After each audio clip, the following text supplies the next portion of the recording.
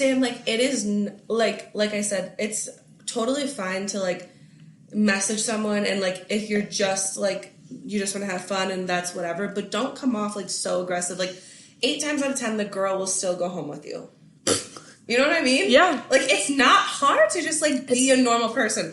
At least in my experience. Yeah, and it almost feels like the easy button. Like, you're trying to feel out if the girl's trying to go home with you. But, like, once you make that line, you can't go back on it. And you're almost trying to come off just to, like, show them, like, this is what you're looking for. Like, whereas, like, a lot of times girls are looking for the same thing. But, like, just don't be weird about it. When you put it in a very, like, what's the word I'm looking for here? Like, derogatory. Like, I feel like the comments that I get... caveman kind of way. I feel like my photos on my dating app are, like, very appropriate and, like, nothing that would, like, lead a man to think that I'm that type of girl. But, like, they still have the audacity to come into my inbox with these messages that are just so out of pocket. And I just don't understand, you know? I love that you just said out of pocket. Love that word. I was going to ask... are there any new men in your life? You know what? There's not any new men that are actually, like, filling a void or, like, you know, like, it's been a rough quarantine. Like, quarantine doesn't lead to, like, good dating. Yeah, it has not led to good dating. Number one, because, like, they're like, oh, what's up? What's new? Like, absolute fucking nothing. I'm doing nothing. I've just been working. I'm at my fucking house. So I just kind of have, like, a recurring old flame trying to spark up again. But, okay, no, there's no new current flames. I would say that there's old... embers on the coals. I love these analogies. Trying to spark a flame, yes, you know? Yes, understandable. Yeah, and I'm not sure how I feel about it at this time. That's cute. Okay, understandable. So, we're going to get into a really hard-hitting question here. What's your gas station order? Like I'm going on a road trip? Like, we roll up to the gas station. What are you getting? What are you grabbing? Beef stick. First and foremost. Just normal, original Tabasco. Flavor? Oh. Tabasco. Spicy. Yeah, I'm spicy mommy, hot tamale. And then a watermelon Gatorade. I didn't even know they made those. They do, and they're fire. And probably some sort of, like, either a Flaming Hot Cheeto brand. Like, maybe we'll mix in the limon. Maybe we'll do the potato chip. Maybe we'll do the hot fries. We'll do the hot fries. We'll do the Funyuns. Mm-hmm. That's my vibe. Okay, I love that. I probably would have a very similar order. So, obviously, I'm getting Flaming Hots. First thing I'm grabbing. Will my fingers be red for the next... I'm getting a Take 5, too. Oh, obviously. Yeah. You need something sweet. I need something sweet to end it off. Yeah. So my breath will be kicking after the Flaming Hot Cheetos. Yeah, yes. So, I obviously will have red fingers for the next 2 days, but that's fine. Absolutely fine. Yeah. A cool character.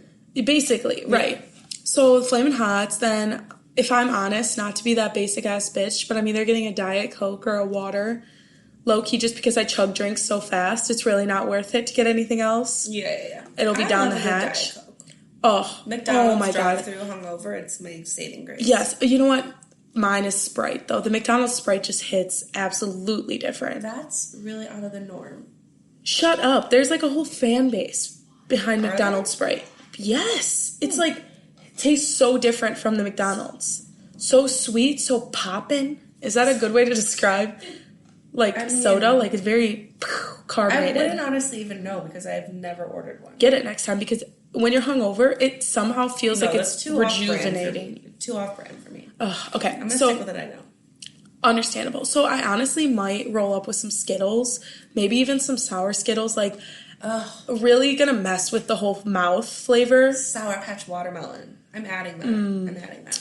Yeah, no. Oh my God. I'm like, it's coming out right now. I need it. Oh my God. So for like something sweet, to be honest, you know what I would? This is so random.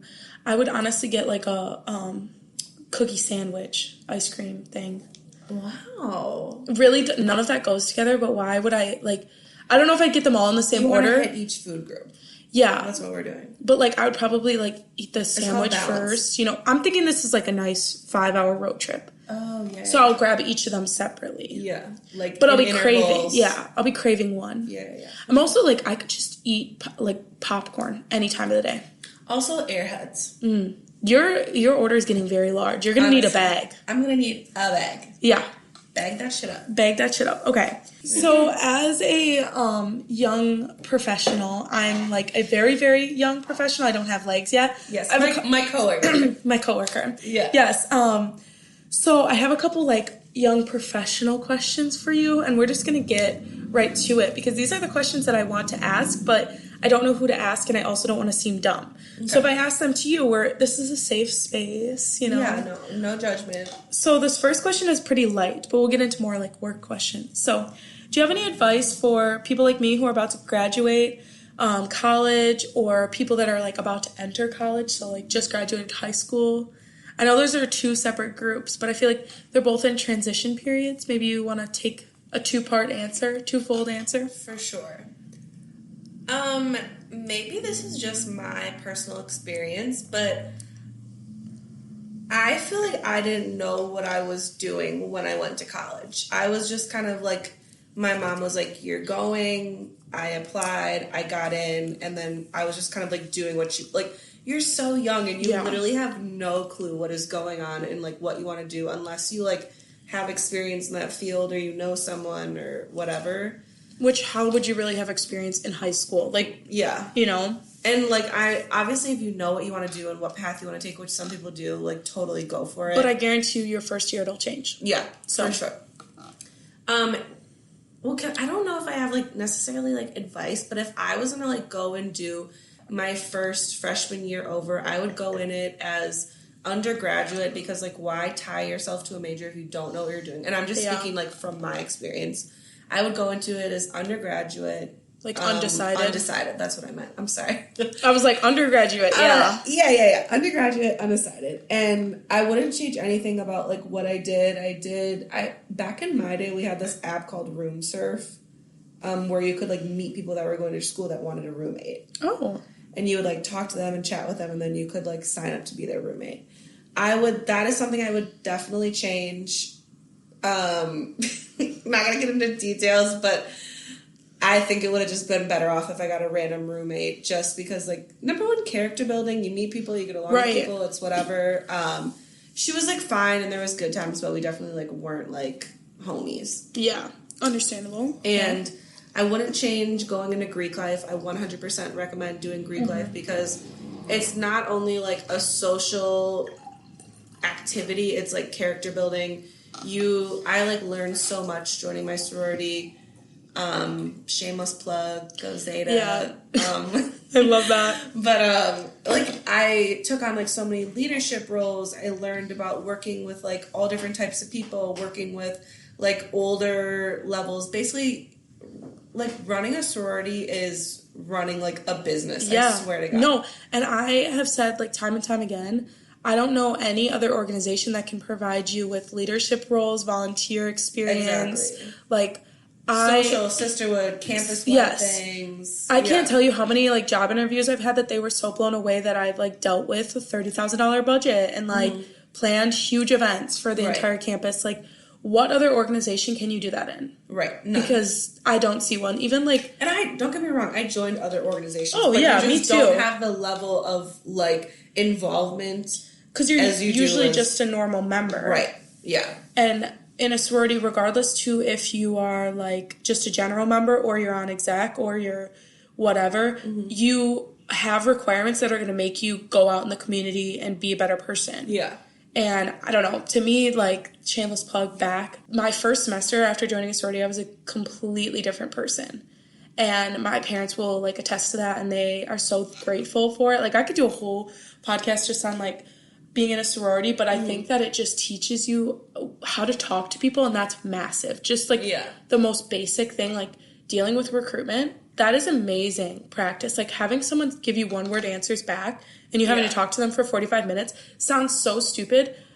You couldn't believe the things that it really does for you in conversations. And, and like you said with the interview thing, it truly, like, preps you for interviews. Yes. And, like, gives you all this experience that you would not have otherwise being just involved in, like, I was on, like, some future entrepreneurs organization or something like that. Like, I was in something similar. You don't have that level of involvement because when you join a sorority, it's all about recruitment and, like, you know, going and meeting all these people, and meeting people multiple times, multiple rounds of interviews, multiple discussion topics, like really getting to know someone basing off of like the values of your organization, which you're going to have to do in your workplace. It's like all these things. It's such a amazing experience. I wouldn't have it any other way.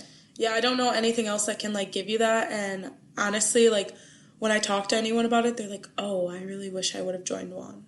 Yeah, and I'm like, yeah, for sure. Because I don't know, I also felt like I was so involved in high school that I couldn't spend 4 years doing nothing. Right.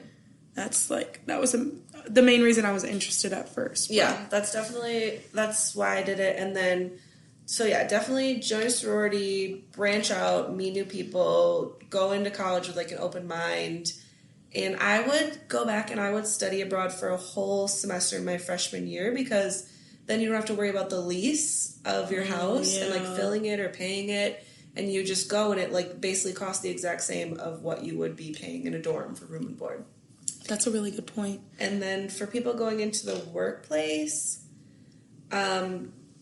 definitely you need to be consistent and have basically a mindset of what you're looking for in a career. So maybe you just graduated college, you're looking for a job.